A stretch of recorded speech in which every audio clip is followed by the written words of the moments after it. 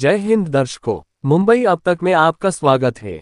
मुंबई कांग्रेस के प्रतिनिधिमंडल ने चुनाव आयोग से मांग की है कि विधानसभा चुनावों को निष्पक्ष और पारदर्शी रूप से संपन्न करने के लिए विवादास्पद अधिकारियों को हटाया जाए, विशेष रूप से रश्मि शुक्ला जैसे अधिकारियों को।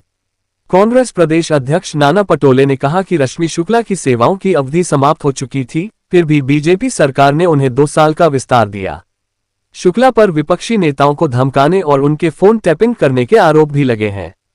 कांग्रेस का आरोप है कि ऐसे अधिकारी सत्तारूढ़ पार्टी का समर्थन कर रहे हैं और चुनावों को प्रभावित कर सकते हैं। कांग्रेस के नेताओं ने महाराष्ट्र दौरे पर आए देश के मुख्य चुनाव आयुक्त राजीव कुमार से मुलाकात की और उन्हें इस संबंध में पत्र सौंपा। पत्र में मांग की गई कि रश्मि शुक्ला को उनके पद से हटाया जाए ताकि चुनाव निष्पक्ष हो सके। पटोले ने यह भी कहा कि राज्य की कानून व्यवस्था पूरी तरह से चरमरा गई है और गृहमंत्री के कार्यालय में एक महिला द्वारा की गई तोड़फोड़ इसका उदाहरण है। उन्होंने सवाल उठाया कि जब गृहमंत्री खुद सुरक्षित नहीं है तो राज्य की जनता कैसे सुरक्षित होगी। पटोले ने यह भी आरोप लगाया कि बीजेपी शिवसेना सरकार विकास के नाम पर करोड़ों रुपए बर्बाद कर रही है। सरकार की नीतियों और वित्तीय कुप्रबंधन पर उन्होंने कड़ी आलोचना की, ये कहते हुए कि राज्य के कई निगम भारी घाटे में हैं।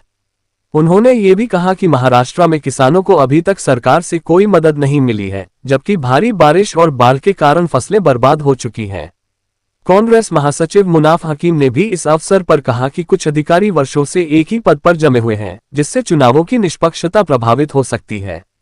कांग्रेस ने निजी सोसाइटियों में मतदान केंद्रों का भी विरोध किया और मांग की कि मतदान केवल सरकारी इमारतों में होना चाहिए। पत्रकार सम्मेलन में कांग्रेस के वरिष्ठ नेता रोहिदास पाटिल को श्रद्धांजलि भी दी गई।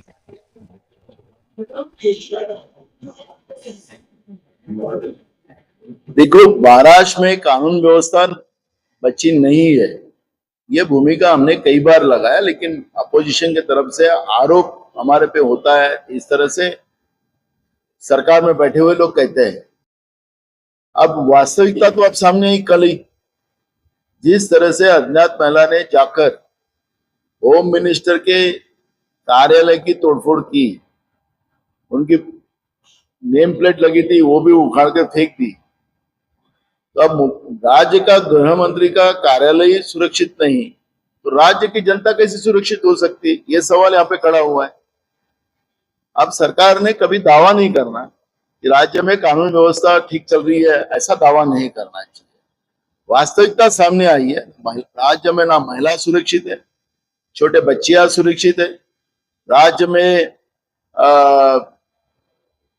कानून व्यवस्था अच्छी नहीं। अभी आपको बताता हूं, कल की घटना है, हमारे रमेश बिसनकर करके यवतमाल तालुका के हमारे अध्यक्ष है, उनको बीजेपी वालों ने यवतमाल शहर में दिन दहाड़े चाकू से उनके ऊपर वार किया और वहां पर उनको मारने की कोशिश की। तो महाराष्ट्र में क्या स्थिति है इसका अंदाज आपको देखने मिलता है।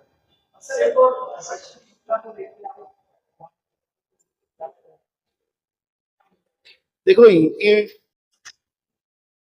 इनकी सर्विस की जो काल मर्यादा थी 30 जून को खत्म हुआ। सरकार ने इनको एक्सटेंशन दिया 2 साल, लेकिन इनकी जो कारकिर्द रही है वो हमेशा संशात रही है और एक बीजेपी पार्टी को मदद करने वाली ये अधिकारी रही है। इसके बारे में ये सबको पता है। अपोजिशन के फोन टेपिंग करना ये तो रिकॉर्ड पे आया है, और तो भी ये रश्मि शुक्ला जी को जो पुलिस महासंचालक बनाया गया, तो इसका मतलब है कि सत्ता में बैठे हुए लोगों को वो मदद कैसे करे, इसके ऊपर उनका पूरा ध्यान है। स्वाभाविक है कि चुनाव आयोग को हम लोगों ने इसको कंप्लेंट किया है। 2 दिन पहले हमने मेल किया था। आज हमारे चुनाव आयोग के सामने जो हमारी कांग्रेस की टीम गई थी, उनने भी आज उनको ये लेटर दिया। उन्होंने कहा कि हमें मेल मिला है और हम एक्शन लेने की बात खुद चुनाव आयोग ने की है। तो जितनी भी दरगाह है देश में, जितने हिंदू जितने मुसलमान ये दरगाह में जाते हैं अजमेर शरीफ में, उससे ज्यादा हिंदू जाते हैं। ये दावा तो मेरा झूठ नहीं है, कई हिंदू वहां पर जाते हैं। नागपुर में हमारे यहाँ ताजुद्दीन बाबा की दरगाह है, तो वहां पे मुस्लिमों से ज्यादा हिंदू जाते हैं। आखिरी ये जो संत और पीर फकीर लोग जो होते हैं वो किसी धर्म के नहीं होते, वो इंसानियत के होते हैं। और यही हमारी हिंदू संस्कृति में हमें सिखाया है। मैं खुद हिंदू हूं, तो हमने किसी के द्वेष करना ये हमें हिंदू संस्कृति में नहीं सिखाया। मुंबई अब तक में इतना ही। हमसे जुड़े रहे और हमारे चैनल को लाइक, शेयर और सब्सक्राइब करें। धन्यवाद।